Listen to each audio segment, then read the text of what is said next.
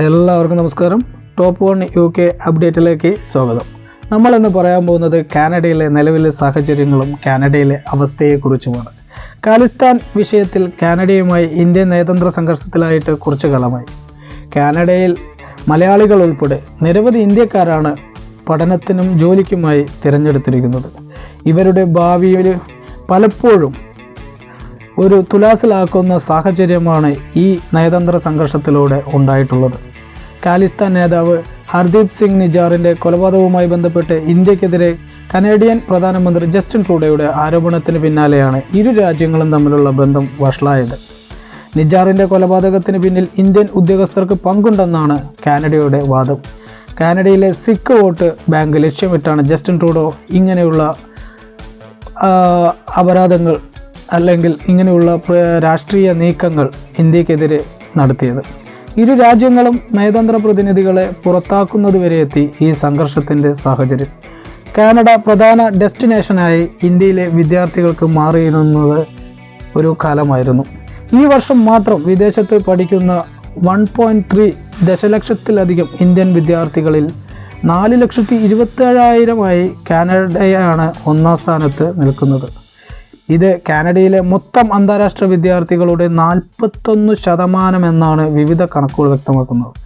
അതുകൊണ്ട് തന്നെ കാനഡയുടെ വിദ്യാഭ്യാസത്തിൻ്റെ സമ്പത്ത് എന്ന് പറയുന്നത് ഇന്ത്യൻ വിദ്യാർത്ഥികളുടെ കയ്യിൽ നിന്നും കിട്ടുന്ന സമ്പത്ത് തന്നെയാണ്. കാരണം 41% ഇന്ത്യൻ വിദ്യാർത്ഥികളിൽ നിന്നാണ് കാനഡയുടെ വിദ്യാഭ്യാസ സാമ്പത്തിക നിലവാരത്തിൽ നിൽക്കുന്നത്. വിദേശകാര്യ മന്ത്രാലയത്തിൻ്റെ കണക്കുകൾ പ്രകാരം അമേരിക്കയിൽ 3,37,000 വിദ്യാർത്ഥികളും UK-യിൽ 1,85,000 വിദ്യാർത്ഥികളും ജർമ്മനിയിൽ 42,997 ഇന്ത്യൻ വിദ്യാർത്ഥികളും നിലവിൽ പഠിക്കുന്നുണ്ട് എന്നാണ് അറിയാൻ കഴിയുന്നത്. എന്നാൽ കാനഡയിൽ നിന്ന് ഏകദേശം 10% വിദ്യാർത്ഥികളുടെ ഇടിവാണ് ഈ വർഷം മാത്രം ഉണ്ടായത്. UK, ഓസ്ട്രേലിയ, UAE, യൂറോപ്പ് എന്നിവിടങ്ങളിലേക്ക് വിദ്യാർത്ഥികൾ കൂട്ടത്തോടെ മാറുകയാണ്. നിലവിലെ സംഘർഷത്തിന് പുറമെ കാനഡയുടെ ആഭ്യന്തര രാഷ്ട്രീയ സാമ്പത്തിക സാഹചര്യങ്ങൾ വളരെ മോശമായിക്കൊണ്ടിരിക്കുന്നത് കൊണ്ട് തന്നെ വിദേശ വിദ്യാർത്ഥികൾ പിന്തിരിയുന്നതായി കാണപ്പെടുന്നു. വിസ പെർമിറ്റിലെ ഭേദഗതിയും കാനഡയ്ക്ക് വലിയ തിരിച്ചടിയായി മാറിയിരിക്കുകയാണ്. അതിനിടെ വിദേശ വിദ്യാർത്ഥികൾക്കുള്ള പെർമിറ്റുകളിൽ നിബന്ധനകൾ കൂടുതൽ കാനഡ കടുപ്പിച്ചതോടെ വിദ്യാർത്ഥികൾക്കിടയിലെ ആശങ്ക വർദ്ധിക്കാനും ഇടയായി.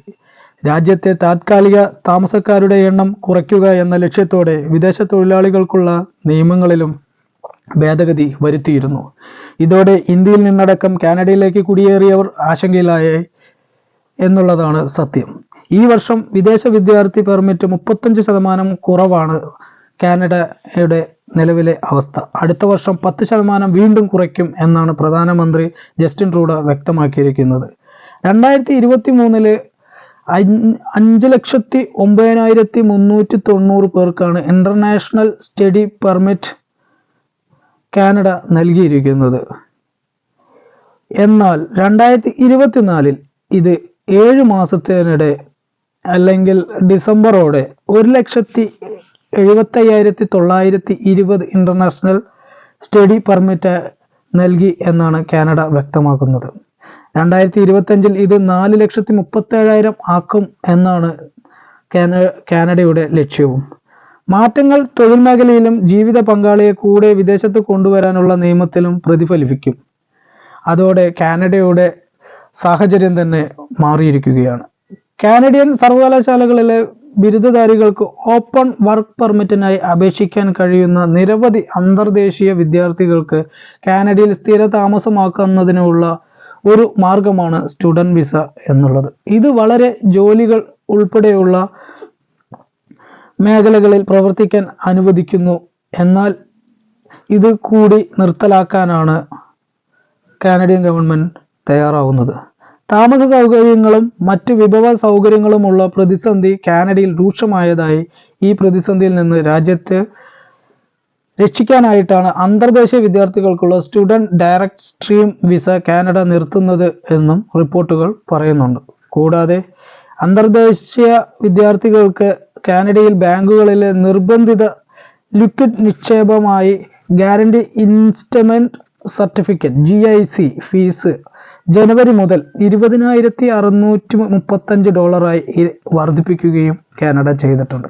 ഇത് ഇന്ത്യൻ വിദ്യാർത്ഥികളെ കൂടുതൽ പിന്തിരിപ്പിക്കുവാൻ കാരണമായി.